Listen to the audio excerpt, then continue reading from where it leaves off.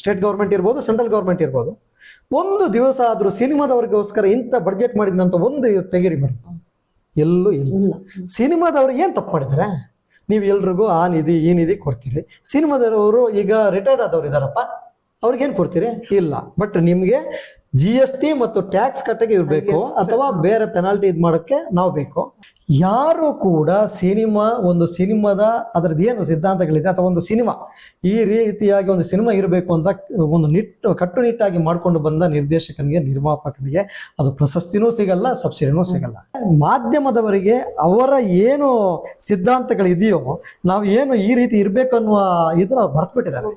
ಅದು ಯಾರು ಕೆಲವರಂತೂ, ನಾನು ಅದನ್ನು ಹೆಸರು ಹೇಳೋದು ಬೇಡ, ಬಟ್ ಕೆಲವರಂತೂ ಏನಾಗುತ್ತೆ, ನಿರ್ದೇಶಕರು ಎಲ್ಲಿ ಸಿಕ್ಕಾಕೊಂಡ, ಏನ್ ಮಾಡಿದ ಇದನ್ನು ಹುಡುಕ್ತಾರೆ, ಹೀರೋ ಆರ್ಟಿಸ್ಟ್ಗಳು ಎಲ್ಲಿ ಸಿಕ್ಕಾಕೊಂಡ್ರು ಅನ್ನೋದನ್ನು ಹುಡುಕ್ತಾರೆ. ಬಟ್ ಅವರಲ್ಲಿ ಏನ್ ತಪ್ಪಾಗುತ್ತೆ ಅದನ್ನು ಹುಡುಕಲ್ಲ. ಅವರು ಅದನ್ನ ಬಿಟ್ಟು ಸಿನಿಮಾ ರಂಗವನ್ನ ಕಾಲೆಳೆಯುವಂತ ಪ್ರಯತ್ನ ಮಾಡ್ತಾರೆ. ಕನ್ನಡ ಪರ ಹೋರಾಟಗಾರರು ಕನ್ನಡವನ್ನ ಬೆಳೆಸೋಕೆ, ಕನ್ನಡ ಇಷ್ಟಾದ್ರೂ ಇರಕ್ಕೆ ಕಾರಣಕರ್ತರೇ ಅವರು. ನೀವು ಅವರು ಅಷ್ಟು ಕನ್ನಡ ಪರ ಹೋರಾಟ ಮಾಡಿ ಕನ್ನಡ ಸಿನಿಮಾನೇ ಬೇಕು ಅಂತ ಇದ್ದಾಗಲೂ ಕೂಡ, ಎಷ್ಟು ಫೈಟ್ ಮಾಡಿದಾಗಲೂ ಕೂಡ ಫಿಲಂ ಚೇಂಬರ್ ಕೂಡ ಫೈಟ್ ಮಾಡುತ್ತೆ. ಆವಾಗ ಅಂತ ಸಂದರ್ಭದಲ್ಲಿ ಫಿಲಂ ಚೇಂಬರ್ಗೆ ಪೆನಾಲ್ಟಿ ಹಾಕ್ತಾರೆ CCIನವರು.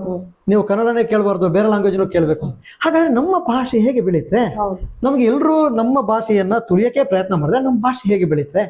ಆಕ್ಚುಲಿ ಅವರು ಎವ್ರಿ ಮಂತು ವಿಲೇಜ್ಗಳಲ್ಲಿ ಹೋಗಿ ಕಾರ್ಯಕ್ರಮ ಮಾಡ್ಬೇಕು ಅಂತ ಬಯಲದಲ್ಲಿದೆ.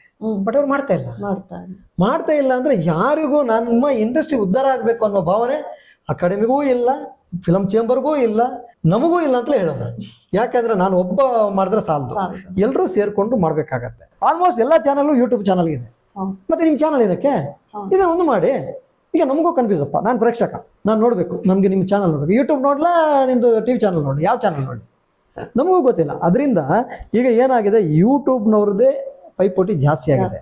ಬಟ್ ಅದಕ್ಕೆ ಒಂದು ಕಡಿವಾಣ ಬೇಕು. ಕಡಿವಾಣ ಯಾರು ಮಾಡಬೇಕು? ವಾರ್ತಾ ಇಲಾಖೆ ಮಾಡಬೇಕು. ಇಲ್ಲಿ ಕರ್ನಾಟಕದಲ್ಲಿ ಒಂದು ಕರ್ನಾಟಕ ಚಲನಚಿತ್ರ ಪತ್ರಕರ್ತರ ಸಂಘ ಅಂತ ಆಗಿದೆ. ಅವರ ಜವಾಬ್ದಾರಿ ಏನು?